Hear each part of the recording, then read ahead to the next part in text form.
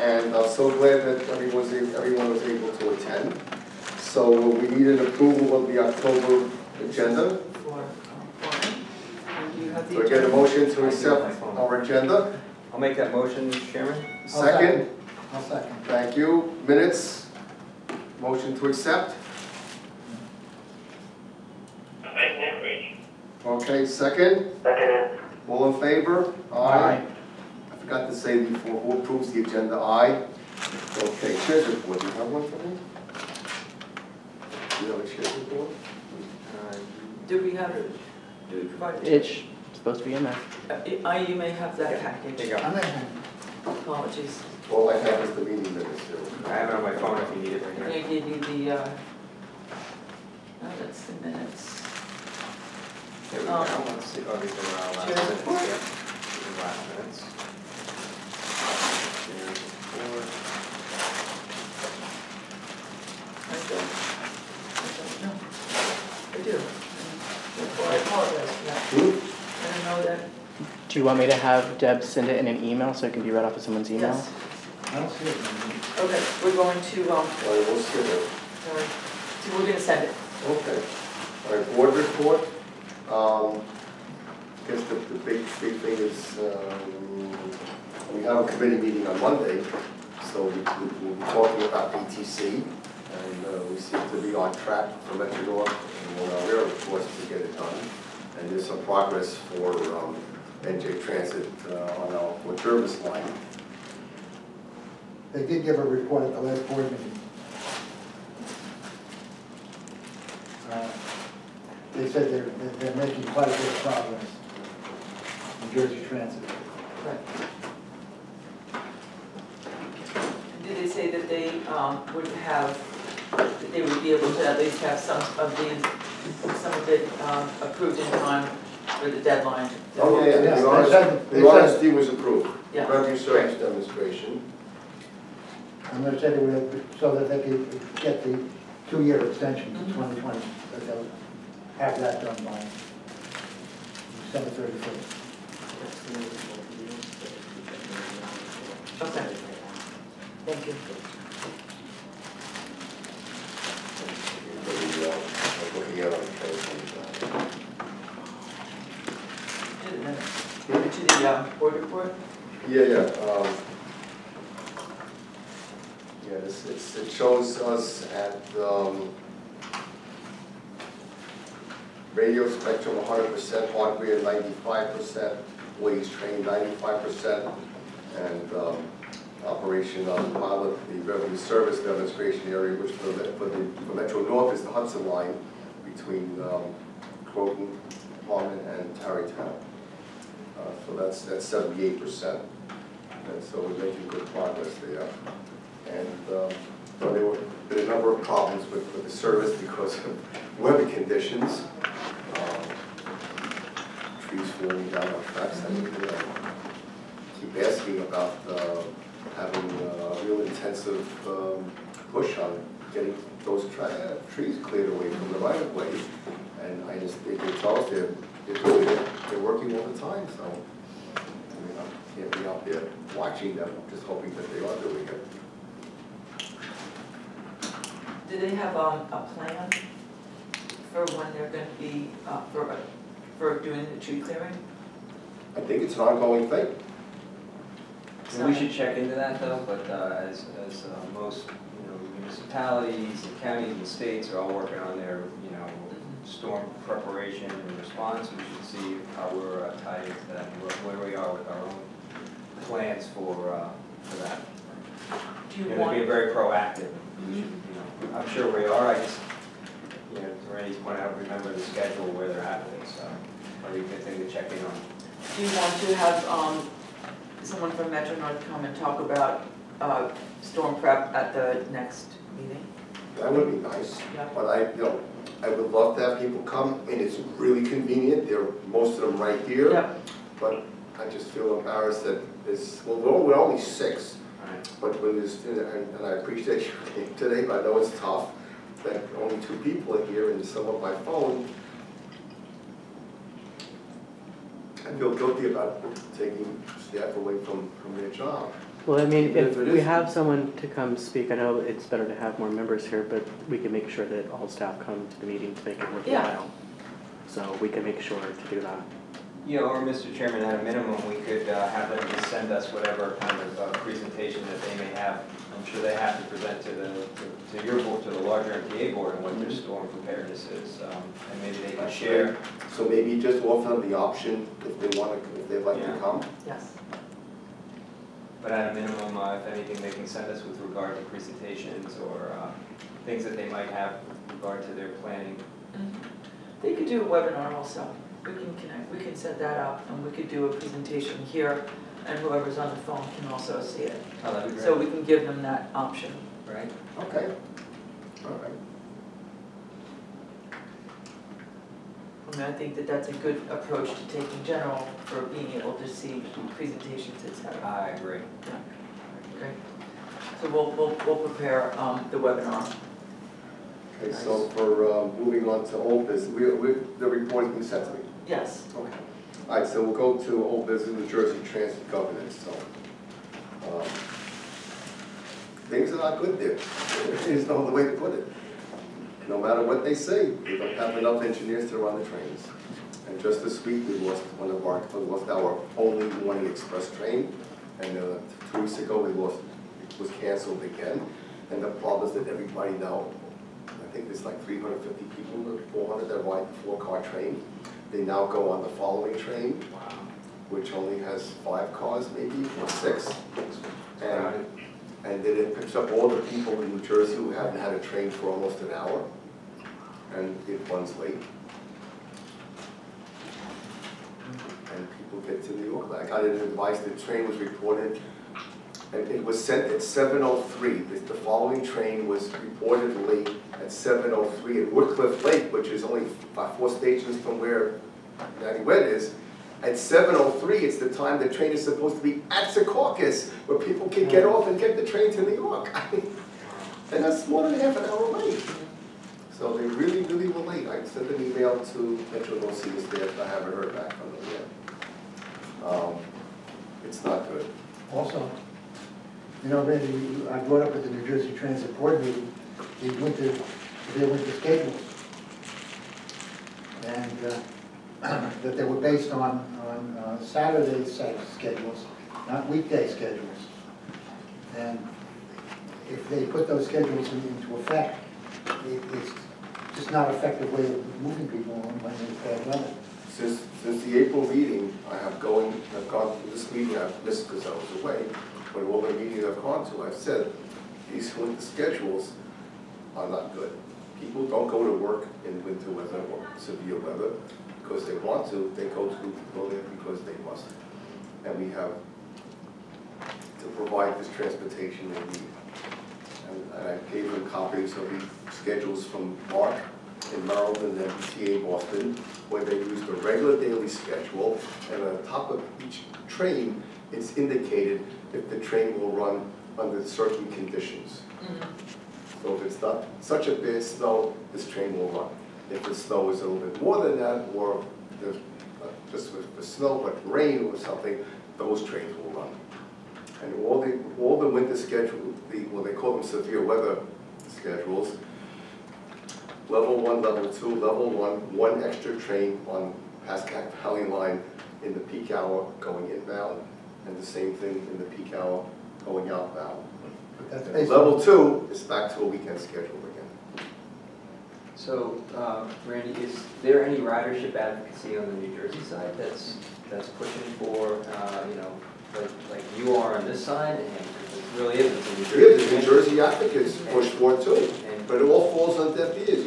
We never hear anything, there is no feedback from the NJ Transit. But is it localized to our segment of it? Because I mean, NJ Transit is a big thing, it's, how much No, is it? generally, except for the Northeast Corridor, which has more service anyway, the other lines also don't get that much more service, so they're severe. So everyone is treated the same. Same. We are going to write a letter to New Jersey, to Kevin Corbett, along with the, New Jersey Association of Railroad Passengers. asking for the reinstatement of the advocates meetings Right. that haven't been held for a year. And I don't recall, is it, how does the pay work on that with MTA and New Jersey Transit? Well, when they cut the service agreement, Metro North pays New Jersey Transit to Right. run a specific schedule. Right. And if they cancel the train, they still get paid. Right. Kathy Rinaldi, Metro North president, sent a letter to Kevin Corbett several months ago. If you cancel one of our Pascack Valley local trains, we're going to withhold payment of $800-something. If it's one of our express trains, it jumps to $2,400. Right. If you cancel a local train on the Port Jervis line, it's between $2,000 and $3,000. You cancel one of our Port Jervis express train, it's over $4,000 we're going to withhold. And if you run the trains, we will give you a bonus if you do certain things. So anyway, we haven't heard anything, nothing. Yeah, because I was going to say that, to me, that would be the next step, which is already being taken, is, you know, withholding or, you know, renegotiating. Well, thankfully, the Metro North Committee has taken an interest in this. And so they want, the committee, the staff has to report to us what they're going to do to make a better contract for us. Okay. Well done. Would be something to speak out about on Monday. Yeah. Oh, yeah, you could, sure. Oh, yeah. Yeah, because Bill regularly speaks for the Transit Riders Committee. So, Western Hudson service cuts, well, thankfully, they left us alone for the October 14th schedules, which went in this week. But they did cancel a few trains, no, how maybe you want to call it, on the Bergen, main Bergen line from Suffolk, so that can definitely cause some inconvenience for customers who get on in Suffolk. Other lines would hit harder. I don't have anything else on that.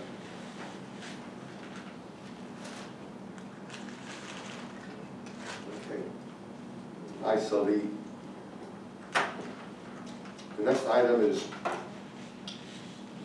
board representation.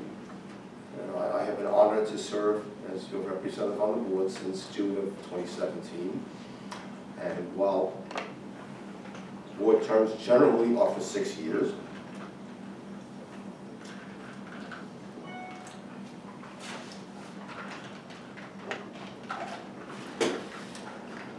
the terms that the commuter councils have are fixed 6-year terms. So the term I'm filling is the remainder of the term that was begun by Jim Blair, continued by Neil Zuckerman. I got a year and a half. So my term expires on the 1st of January. So the council has to resubmit my name if they want me to continue as the representative on the board. And I will be honored to do so if I get your votes. I move to do that. I think Randy's done a great job, he really has. I would second that, and I would add that, you know, this is an important role for the Metro North Railroad Riders, the council, and so you being our representative at the board level, and you know, your advocacy for our group is, you're very good at it. You're very passionate about it. You're very involved in it. So it would be my great honor to second Orin's motion that we approve you for a 6-year term as our Metro North Railroad Commuter Council representative to the MTA board. Okay, so are there any other nominations? No. I move to close the nomination. It's ready. Okay, Rich, do we have a second? I'll second A second. that. Can't second yourself. Any discussion? Okay, all in favor? All in favor of your, Continuing as to be, the executive director will notify the governor's appointment office that Yes. I'm to be renominated and my name sent forward to the governor's office. all in favor? Aye. Aye. Any opposed? Aye. Any abstentions? Okay. Congratulations. Myself, so thank you very much. I'm humbled and honored that you decided to continue me. Thank you. Thank you. Okay. We talked about the service cuts in the PTC Suffolk Station.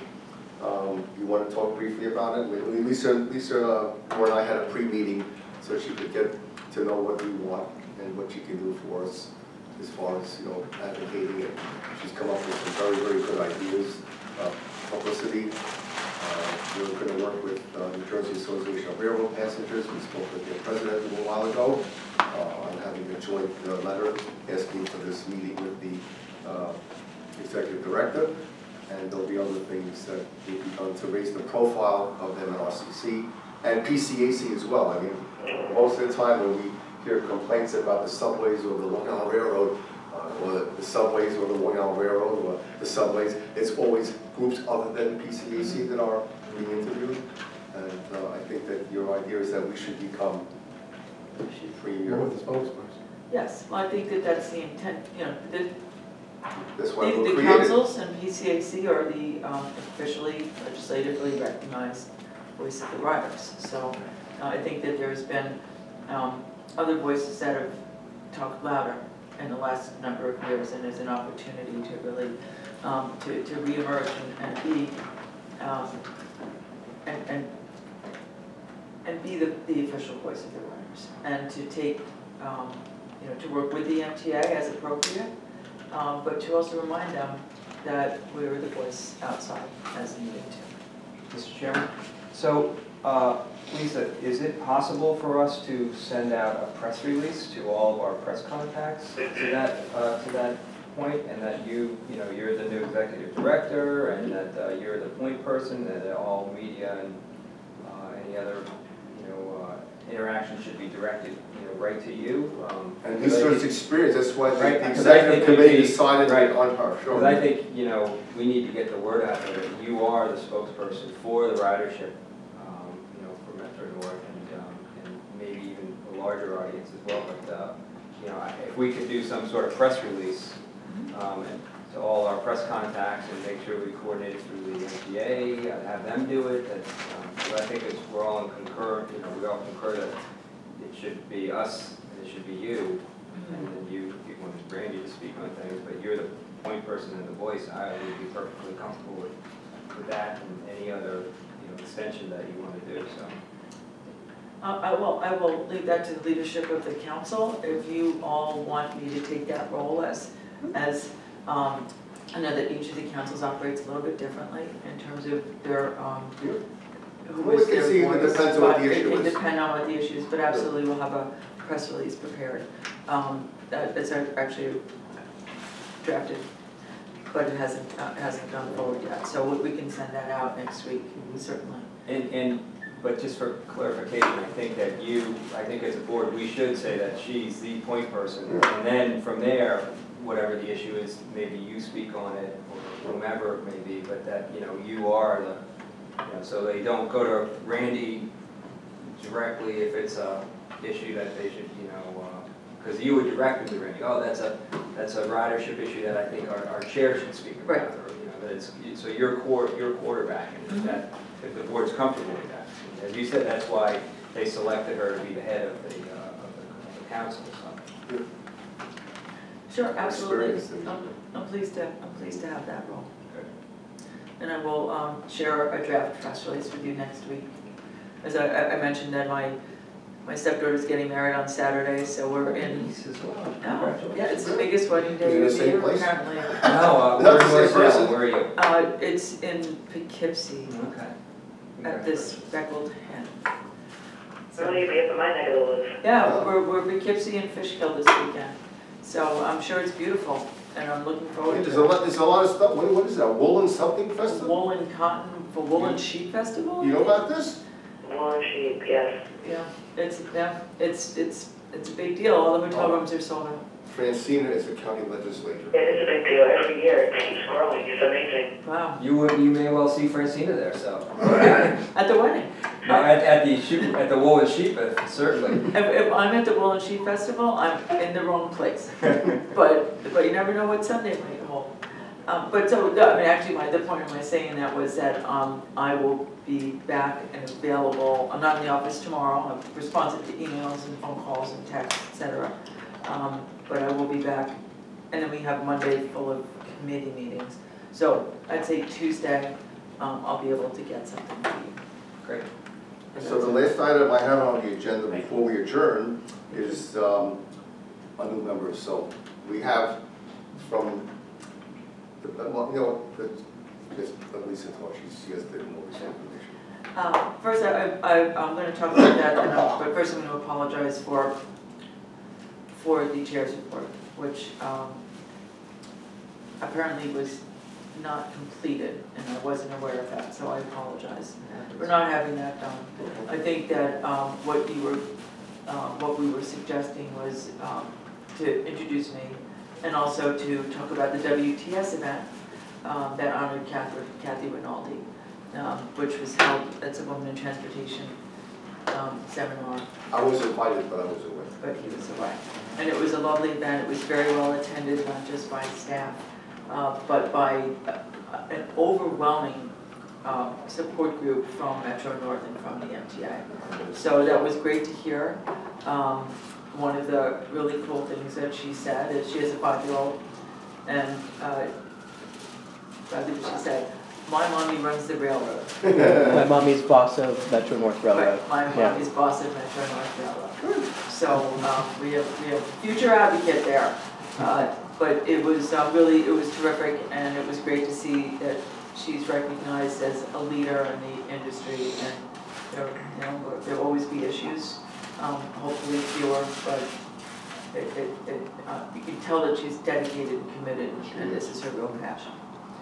So that lapse will not happen again. So apologies. We did, Ellen and I spoke with our contact at the Westchester County's Executive's Office earlier this week. My weeks Is that are Patrick, what's his name? No, it is a woman. Joe McDonald. No, not Joan. There is another woman in his office. I'll look up her name. Oh, Francis, I know who she is. Yes, and the county executive Latimer is looking to see who has been appointed based on his recommendations, who's outstanding, to get more information about what the council does. Actually, it was a gentleman that we spoke with. His name was, I believe it was Steve, and he was collecting information to share. We suggested that they speak also with Naomi Klein, who's up in the office and is running the transportation bureau, I guess, or out of planning for some time. You know her? She's been there for 20-something years. I know her from my intake days. But the crux of the matter was that the outcome was that they were going to look at who's been put forward. I suggested that it would be very helpful if we're not the only ones making noise to the governor's appointments office about filling these vacancies, that the people who are recommending the vacancies also raise their voices and just express their displeasure that these vacancies haven't been filled. Yeah, I've been here since 2009, at the end of the year. We have never had a full council, never. It's a long time. So I know that that's a priority, and that's something that was brought up not solely by this But still, council. there were names that were submitted by other elected officials. The Yes. mayor of New Rochelle, I think, sent one. Yes. And Yonkers sent someone. And I think that one, and it was not Westchester County, but Mariella Odell sent a recommendation. His name is Jim. He's the mayor of Brewster, I think. So those, so what we also told County Executive Latimer's office was there's nothing that says we can't submit a lot of names. So that they should send us the names that they have, and we need people. Yeah. We need good people who will ride who are riders and who are passionate advocates, Sure.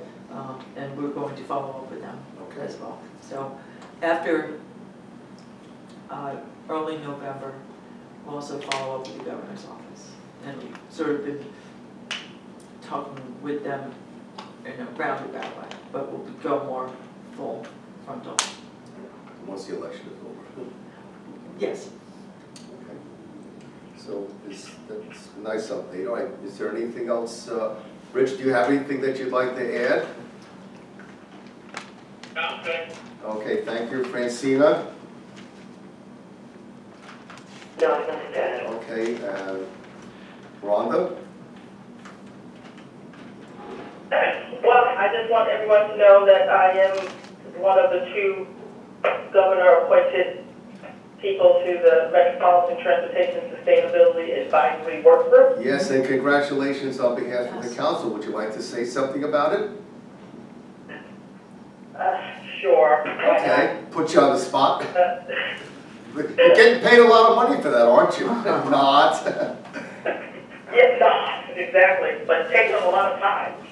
The group has a short period. We've had 2 meetings, and we are to deliver a recommendation report by December 18th. And our charge is basically to, it's 10 members. Like I said, 2 appointed by the governor, and that's the chair, Kathy Wiles, and myself. And then 2 who were appointed by the Speaker of the Assembly, 2 by the temporary president of the Senate, 1 by the mayor, City of New York, and 1 by the chairman of the MTA, and 1 by the commissioner of New York State Department of Transportation. So that's the group. And I have to say that it's been very eye-opening, learning how the MTA is funded and how it does its business and how it plans its operating budget. That's about where we've gotten in these 2 meetings. It's extremely confusing, and sometimes I think it seems that they sometimes were confused when they were questioned about certain things and they couldn't answer. So I found that to be interesting. But it is we are charged with trying to review the actions and measures that are necessary transportation of the City of New York and Metropolitan Commuter Transportation District, which we call the regional commuting area, which is, what we in MNRCC are part of. That there are available resources, and that in not just now in covering the shortfall that they're projecting 20 through 22, but and the capital plan that was already approved, which goes through, it's a 10-year plan, but sustainability, that they can't keep coming, that we can't keep living with the MTA coming back to the state and the city and for funding for a shortfall that they're projecting in the next 10 years and the next 10 years. So they want us to try to find ways to sustain that. And that would be looking at, additional taxes, it would be looking at things that people, most of the state legislature would not be in favor of because their constituency would not be in favor of it, but that's the only way we have to. And we have to think outside the box to see if there are other revenue streams that we don't look at. So we did look at 5 or 6 other transportation hubs in the country that were sort of like, well, nobody really like size, but run themselves somewhat like we do, and to see how they are funded and see if we can do something different. So it's going to be a challenge, but we'll see. All right, thank you so much. Okay, yes. I was just going to say congratulations to Lisa, and we wish you all the very best of luck and success. And if there's anything that we can do as members or as a board in general, this is your new chance to shape and form us in any way that you think can make us better and stronger and more productive and more helpful to you in the work that you're doing to help the ridership. So congratulations, good luck. It was great meeting you at Bill's Going Away gathering, and just want to say good luck and congratulations. Thank you very much. I look forward to working with all of you.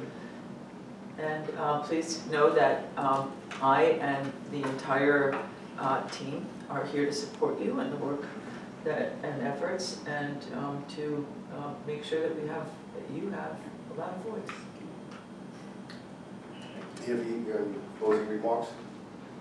All right, well, okay, I've said enough. So anyway, I just want to say that our next meeting is going to be earlier because of the holidays next month, so November the 8th.